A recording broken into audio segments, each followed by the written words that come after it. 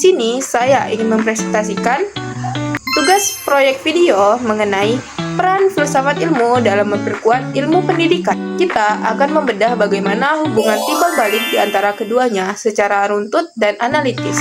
Pertama, mari kita bahas bagaimana filsafat ilmu mengawasi dan memperkuat eksistensi, keilmiahan, dan nilai-nilai dalam ilmu pendidikan. Ilmu pendidikan bukanlah ilmu yang berdiri tanpa arah. Disinilah filsafat ilmu berperan sebagai fondasi sekaligus pengawas. 1. Eksistensi dan keilmiahan. Filsafat ilmu memastikan bahwa teori-teori pendidikan yang digunakan benar-benar ilmiah, objektif, dan dapat dipertanggungjawabkan melalui metodologi yang valid, bukan sekedar asumsi belaka. 2. Nilai atau aksiologi.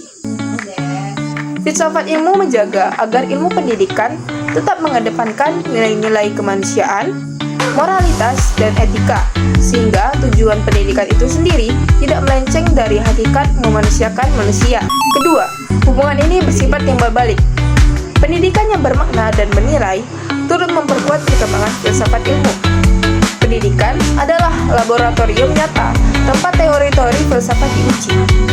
Ketika praktik pendidikan melahirkan manusia-manusia yang kritis, reflektif, dan berkarakter, manusia-manusia inilah yang nantinya akan melahirkan pemikiran-pemikiran filosofis baru.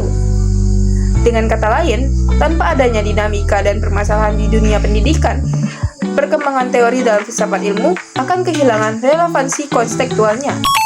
Ketiga, mengapa filsafat ilmu disebut sebagai pisau analisis dalam membedah persoalan pendidikan?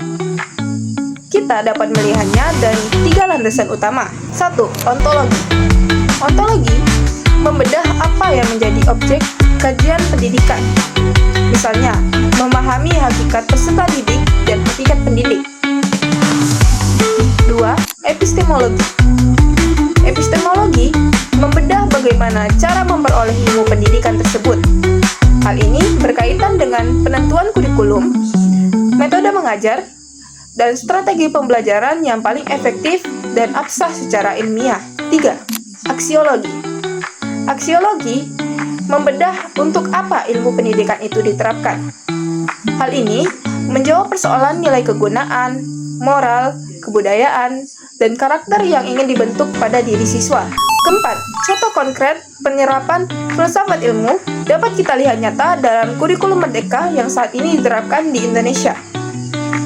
Secara epistemologi, kurikulum ini menggeser metode belajar yang dari dulunya berpusat pada guru atau teacher-centered menjadi berpusat pada siswa atau student-centered. Memanfaatkan pendekatan konstruktivisme, di mana siswa membangun pengetahuannya sendiri secara aktif. Secara aksiologi, hal ini diwujudkan melalui proyek kegiatan profil Pancasila yang secara nyata menanamkan nilai-nilai karakter, etika, dan moralitas luhur sebagai tujuan akhir dari proses pendidikan tersebut. Kesimpulannya, filsafat ilmu dan ilmu pendidikan adalah 2 hal yang tidak dapat dipisahkan. Filsafat ilmu memberikan arah dan ketajaman berpikir, sementara ilmu pendidikan memberikan ruang nyata untuk mengimplementasikan dan mengembangkan pemikiran tersebut demi kemajuan bangsa.